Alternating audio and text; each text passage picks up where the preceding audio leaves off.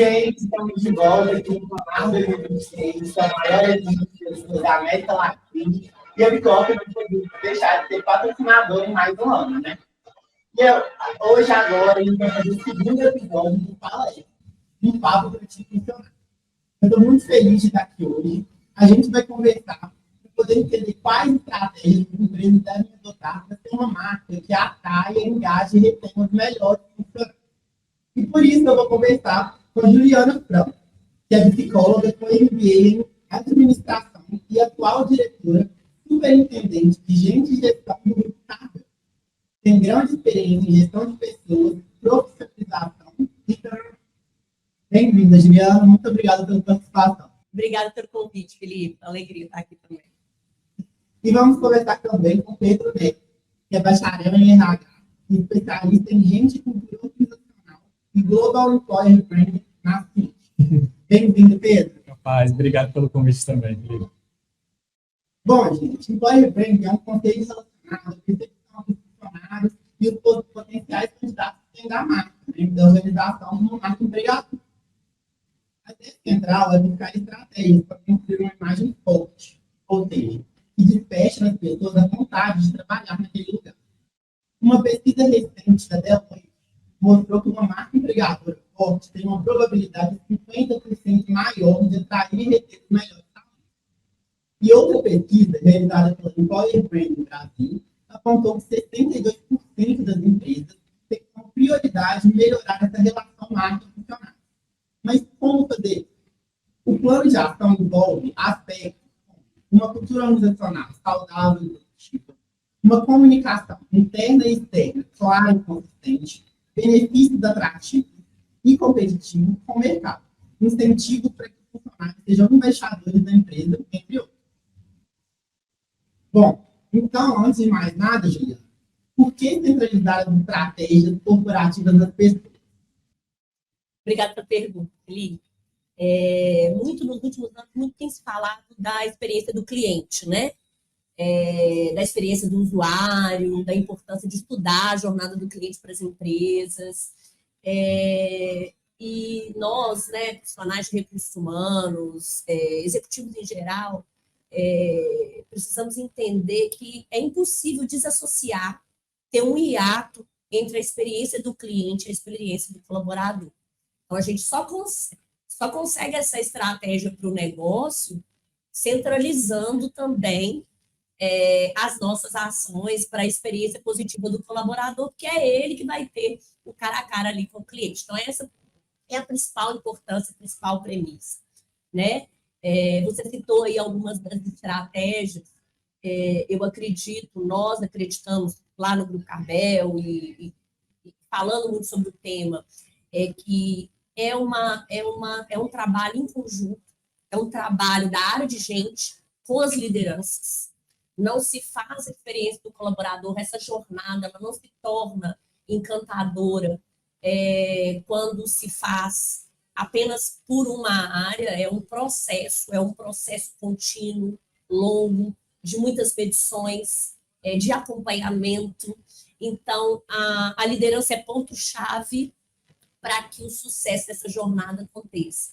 Então, e aí sim a gente vai ter uma experiência verdadeira de que aquele espaço de trabalho, aquele ambiente de trabalho seja um ambiente em que promove a experiência, e experiência não é só a remuneração, mas ela fala de oportunidades de crescimento, a oportunidade de você vislumbrar lá na frente a sua carreira, a oportunidade de você estar inserido num projeto muito legal, de você estar em convívio com ações legais. Isso tudo é o conjunto da experiência do colaborador dentro da empresa, que vai impactar lá na frente nos resultados financeiros, na DRE, no impacto também para o cliente final.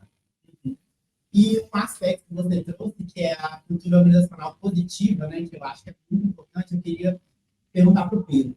Como que essa cultura influencia a percepção da empresa como uma boa marca empregadora? Primeiro, essa é uma ótima pergunta, Felipe. E aí, é engraçado falar sobre isso, porque a gente está aqui falando de employer branding, e esse termo, às vezes, ele parece meio místico, né? é uma palavrinha em inglês, então a gente cria até mesmo uma barreira aqui só falando employer branding. E a primeira frase da Ju, eu acho que é extremamente interessante, que ela falou, bom, cada vez mais a gente olha para a experiência do cliente. No nosso caso, como RH, a gente olha para o cliente interno. Mas para desmistificar um pouco o employer branding, basta a gente se imaginar como cliente de qualquer coisa. A gente estava, antes de começar, falando do Rio de Janeiro. Se a gente vai viajar para o Rio de Janeiro e a gente quer ir para um restaurante, a primeira coisa que a gente faz é o quê? Olhar no Google, olhar no Instagram, olhar o que as pessoas falam e quais são os reviews, né, o feedback desses clientes desse restaurante dentro do Google, dentro das redes sociais, né, no nosso caso, o LinkedIn, por exemplo. Ou seja, assim como nós, consumidores, precisamos ter uma boa experiência como cliente, nesse caso dentro de um restaurante, o colaborador também precisa ter uma experiência muito positiva dentro da sua organização, porque senão ele sai e fala mal. Ou até mesmo fala mal durante a sua estadia dentro da organização. E aí vai para o Glassdoor, vai para o LinkedIn, vai para o Indeed, seja lá o lugar, ele não está falando bem. Então, de maneira geral, primeiro ponto é desmistificar o employer brand. A gente tem que pensar que nada mais é do que olhar para a experiência do colaborador, para essa cultura organizacional, que nada mais é do que os valores, que é mais ou menos os comportamentos, os combinados que a gente tem ali dentro. Quanto mais a gente investe nessa experiência, maior a probabilidade desse colaborador estar indo falar bem dessa organização pelos 4 ventos. E quanto mais a gente investe nessa experiência, mais orgânico é esse processo de o colaborador falar bem dessa organização pelos 4 cantos. E o que é esse falar bem? É garantir com que a marca esteja bem posicionada. Ou seja, eu estou garantindo aqui, através de uma boa experiência do colaborador, que a minha marca, da minha organização, esteja sendo uma referência. Na maioria das vezes, até orgânica, mas obviamente com um trabalho intensivo e intencional de nós, profissionais de recursos humanos, em parceria com a liderança, e por aí vai. Dito isso, eu sou meio fã de teoria dos conjuntos, né? E aí eu converso com muitos profissionais e colegas de RH também, e é engraçado ver que muitas das vezes a gente olha para a experiência do colaborador, para a cultura organizacional e esquece de divulgar isso. E esquece de garantir com que exista um posicionamento ativo nas redes sociais e nas mídias, compartilhando o quão incrível é essa experiência. E aí o RH, que não é um profissional de marketing, depende muitas das vezes da equipe de marketing para fazer, que infelizmente faz sentido também, não vai priorizar isso, e portanto essa organização que às vezes tem uma boa experiência, deixa de garantir um bom posicionamento de marca. Entra aí o papel da gente como recursos humanos, e eu brinco, né, que a gente é de RH, mas a gente também brinca de marketing, a gente brinca de dados, a gente brinca de financeiro, a gente vai tendo essa visão mais holística das coisas. E a gente vai, então, brincar um pouquinho, entender e estudar mais sobre marketing, sobre branding, sobre posicionamento de marca, para garantir com que a gente invista nessa experiência do colaborador, que ela seja positiva e que, portanto, isso seja divulgado para atrair e reter o maior número possível de talentos, né? Que é nosso objetivo no final do dia. Legal demais. E você fez uma analogia que eu achei fantástica, né? Que é basicamente a gente, esses gestores no mercado como um todo, vê o employer branding como uma... Não enxerga a importância daquilo, né? Mas se a gente pensar no cliente externo, a gente vê facilmente qual é a importância disso, né? Segundo o Robert Hall, o Brasil possui um turnover acima da média mundial de 38%. Então, quando a gente fala de atração e retenção de talentos, quais os principais desafios que a organização? Então, são muitos, né? Pegando o gancho do que o Pedro falou, ter um plano robusto de marca empregadora faz uma diferença. Então, quando você começa a perceber que a sua marca precisa ser percebida pelos melhores talentos como algo, ser percebida e desejada pelos talentos, e faz um plano, faz ações para isso, isso já é uma ação importante para que você atraia os melhores talentos e amplie ali o seu funil de talentos. Nós, no Grupo Carvel, a gente investe também muito no desenvolvimento das lideranças para que elas se impliquem nesse processo de atração. Porque é uma via de mão dupla. Então, nessa fase da atração, como, fazendo uma analogia também, é como o início do namoro. Então, é o momento em que o talento está percebendo ali se aquela cultura, aqueles valores, aquilo que lhe é oferecido faz sentido para ele. Então, é uma via de mão dupla, sim, entre o RH e a área, né? Então, a gente faz muito esse trabalho para preparar as nossas lideranças técnicas para entender o que é um branding, o que é a experiência de um candidato. A gente pede, é uma outra estratégia, né? Hoje a gente tem medições, inclusive, da experiência do nosso candidato no processo seletivo, com planos de ação para melhorar cada vez mais esses indicadores. Vou trabalhar a marca, trabalhar as lideranças, óbvio, o time de atração, né? Existe o mais do mesmo que eu poderia falar aqui, que é estar sempre atento a oferecer um bom pacote de remuneração, total compensation, um bom plano de benefícios, mas às vezes você está numa empresa de médio porte, não é um grande porte, você não consegue concorrer nesse viés. Se você não consegue concorrer nesse viés, concorrer nos aspectos culturais, nos aspectos de um bom plano de trabalho, de proposta de cultura, de adesão à cultura do profissional ao que você quer, né? Então, são esses os desafios constantes. Vale citar, é digno de nota, que nós, profissionais de RH, enfrentamos um grande desafio, que a população brasileira tem esse turnover acima da média, porque ela vem menos preparada para o mercado, que infelizmente nós não temos acesso, né, à educação digital, educação de base, não somos tão incluídos. Então, acaba sendo também um trabalho de SGUS ali, né, os RHs precisando entender o que a gente pode fazer para absorver isso,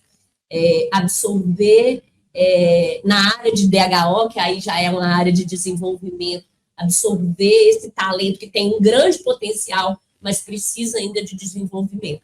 Então, ter planos para absorver esse talento com um plano de desenvolvimento para que ele possa usufruir desse talento dentro da empresa, haja vista que nós temos aí esse hiato aí econômico, social no país, e nem sempre nós vamos vir com talento prontinho, 100%, como é no script das grandes empresas mundiais fora do país, que os talentos já vêm 100% preparados.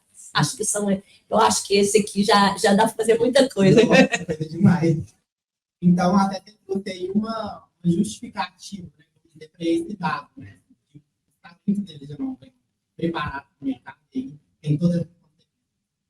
E eu acho interessante também a gente mudar um pouco a perspectiva. A gente falou muito das empresas, né?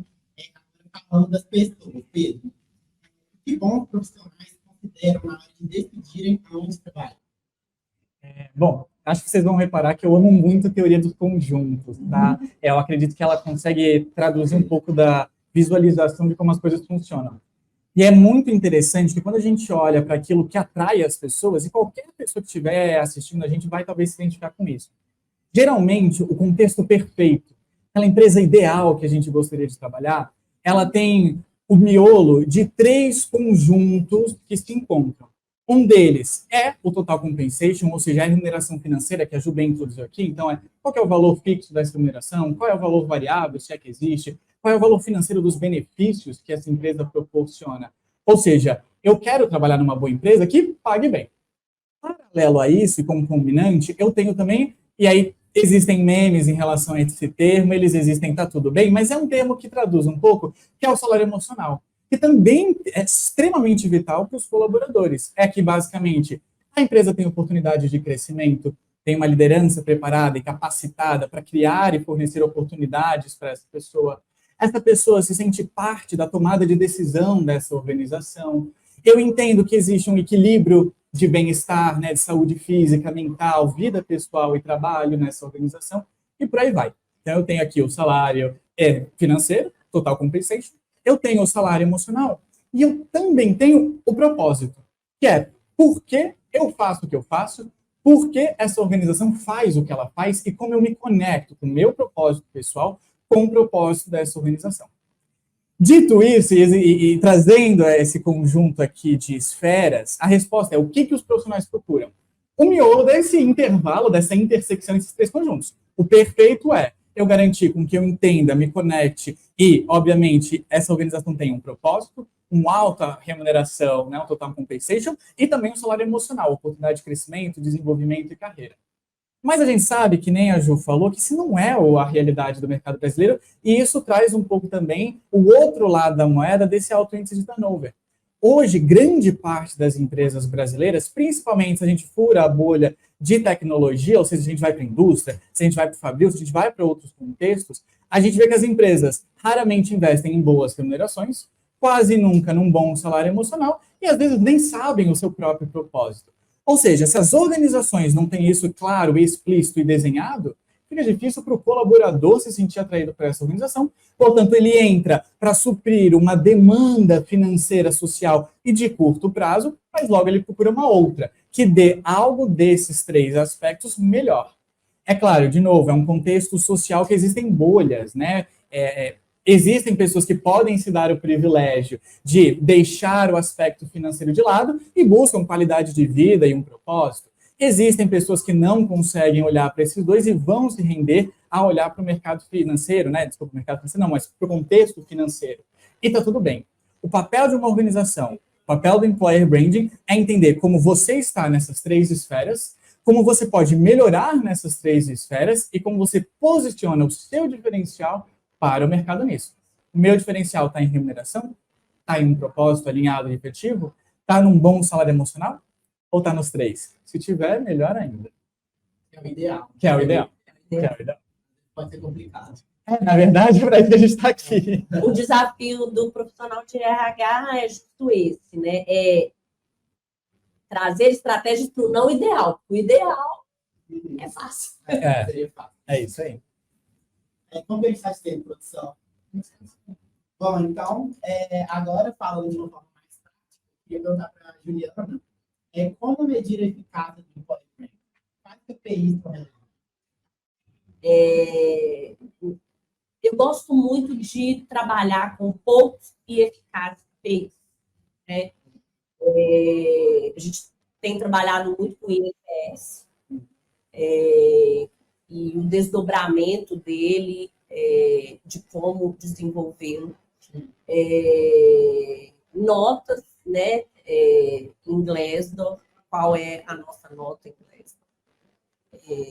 Também, o próprio turnover é um KPI que é antigo, que o RH trabalha desde que o mundo é mundo, mas ele é realmente o de maior impacto dentro do mundo organizacional, porque a gente faz tudo o que faz para manter os melhores dentro da empresa e transformar isso em resultado para o negócio, e o turnover ainda é o melhor, né? Não é o melhor, mas é o mais completo, assim, que mede tudo isso, né? Mede a satisfação, mede a saída, mede o custo. Então, eu também gosto muito de trabalhar com ele. Mas eu acredito muito no INPS. Assim, eu acho que ele nos dá uma visão muito boa por área, de como que está a satisfação do colaborador com a empresa, com a liderança, qual é o caminho a seguir, né? Porque às vezes também a gente precisa ouvir o que eles estão pensando. Assim. A gente não tem um plano pronto, né? A comunicação é via de mão dupla.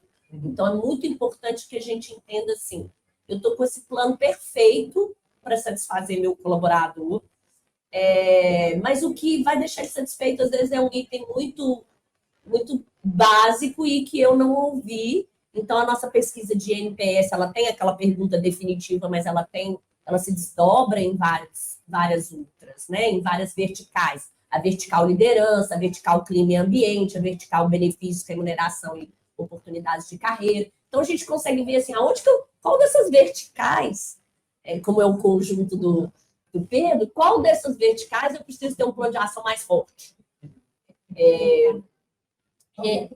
Qual é a prioridade? Onde eu vou investir meu recurso financeiro, meu orçamento, né? Eu vou dar foco para qual dessas ou para todas, a gente está um pouco ter frentes para todas, a gente tem, mas algum nós vamos priorizar. Então, o NPS eu acho que nos dá uma visão muito boa para poder trabalhar isso ao longo do ano. A gente faz semestralmente, a gente tem meta, faz parte dos OKRs, inclusive das nossas lideranças, faz parte da premiação variável dos nossos líderes. Então, líderes comerciais, por exemplo, não faz parte do seu prêmio, o INPS, o NPS, que é o do cliente, e o I, que é o do colaborador, né? Então, eu acho que levar a sério isso, colocar isso como isso sendo uma cultura, não sendo só da área de branding, ou não só da área de RH, isso sendo de toda a empresa, isso vira cultural. Eu acho que o nosso papel também é aculturar. Então, vou dar um exemplo. Hoje, meu CEO está reunido com todos os diretores discutindo o INPS. Isso, para mim, é um valor muito importante, porque cada um se implica nisso. Experiência colaborador, eu sou responsável, não é eu sou responsável, que eu falo, não a Juliana Franco, a diretora superintendente de RH. Nós somos responsáveis por essa experiência, nós vamos garantir essa experiência. Então, eu gosto muito desse KPI, acho ele fantástico, acho que ele veio para ficar mesmo, e é isso, porque a pessoa, quando ela fala que ela indicaria para amigos da empresa, quando ela fala que ficaria por muito tempo naquela empresa, ela está dizendo que gostou, né, e que quer ficar. Bom, e agora mudando um pouquinho o assunto, a gente está num momento que tem muita evolução em vários sentidos, né? Muito pela conexão que está devido à internet. Então, Pedro, como as tendências podem influenciar o conceito de employer branding? O que as empresas devem considerar ao planejar a longo prazo? Se eu me permitir, Felipe, só antes de responder essa pergunta, eu queria muito conseguir fazer um complemento para a Ju. Ela muito bem colocou um aspecto que é a questão do foco, quando a gente olha em resultado. Eu só gostaria de trazer essa inquietação, principalmente para o profissional de RH e para quem trabalha exclusivamente com Employer Brand, mas hoje é raro a gente ter alguém específico em Employer Brand, então a gente olha mais para RH generalista e é importante esse papel. E quem traz isso, inclusive, é a Suzy Claveri. A gente tem pouca literatura sobre Employer Branding no Brasil, mas o livro da Suzy, que é o que é isso é Employer Branding, acho que traz uma ótima introdução que ela fala, bom, como é Employer Branding, a gente está muito acostumado e faz todo sentido. O NPS é uma métrica sensacional. Mas a gente está muito acostumado a beber das métricas de RH. Que tal a gente também olhar para algumas métricas de marketing? Porque, querendo ou não, a gente está falando de um posicionamento de marca. Então, como é que está a visitação da minha página de carreiras? Como que está a minha conversão da página de carreiras para a taxa de clique para conseguir fazer com que essa taxa de aplicante seja efetiva? Como que estão as minhas métricas de redes sociais? Qual que é a minha métrica no Glassdoor? Qual que é o índice de resposta de um processo de candidato, né? Dentro do processo de Glassdoor. Sim. Então, a Ju trouxe muito bem. NPS é sensacional e é vital. Se você é um RH e não está olhando para isso, comece a refletir sobre. Contudo, essa inquietação inclua. São métricas de saúde que a gente vai olhar. Então, a meta, com certeza, deve estar em NPS, pesquisa de clima também, dentro das dimensões. Mas dá uma olhada em como métricas de saúde nas suas métricas de rede social, nas suas métricas de mídia, nas suas métricas de website, para garantir que você esteja alinhado, que, no final das contas, sua marca é uma boa marca. Então, só complementando, porque acho que vale a pena, assim. Mas, perdão. São métricas que a gente acompanha, eu acabei citando. Sim, total. Eu queria no geral. Mas faz todo sentido, Pedro. Perdão, eu esqueci a pergunta, Felipe. Eu falei que a gente está tudo evoluindo, então todo mundo conectado, e aí as empresas podem ter desafio de acompanhar toda essa evolução rápida. E eu te perguntei o que as empresas devem considerar no planejamento a longo prazo. Falando especificadamente de Employer Branding, acho que a gente às vezes tem uma certa visão de que Employer Branding é garantir que a gente divulgue o Dia dos Pais, o Dia das Mães, o Outubro Rosa, o Novembro Azul, e com certeza são ações importantes de cultura, de people experience, que Employer Branding vai trabalhar em sua divulgação. Mas para garantir de fato com que a estratégia de longo prazo, de um calendário de employer branding, ela seja efetiva e esteja alinhado com o que está acontecendo no mercado, e a gente vê assim, muitas empresas fazendo isso muito bem, é garantir com que existam reuniões de revisão de calendário contínuas do time de employer branding ou do RH em parceria com o time de marketing. A gente, inclusive, faz isso na Cint, né, dentro do time global, ou seja, que é o time com todas as filiais ao redor do mundo, em que todas as semanas a gente para com o time de marketing e entende o que está acontecendo desse rebuliço dentro do mundo e planeja as nossas ações de divulgação, seja da experiência de colaborador, seja da experiência de marketing como um todo. Então, esse trabalho em conjunto aqui eu acho vital para garantir que a gente esteja alinhado com o que está acontecendo e como que a gente vai divulgar isso. Legal. Você quer complementar? Não, acredito que o Pedro falou tudo. Bom, então é isso. A gente tem uma conversa muito legal aqui. Eu queria agradecer a vocês por isso. Muito obrigado, Tia. Obrigada, Felipe. Obrigado. Bom, a gente vai ficando por aqui. Amanhã tem mais. A programação está nas nossas redes sociais. A gente lá. É Bicop. E é isso. Espero vocês lá. Tchau. Tchau, tchau. Tchau.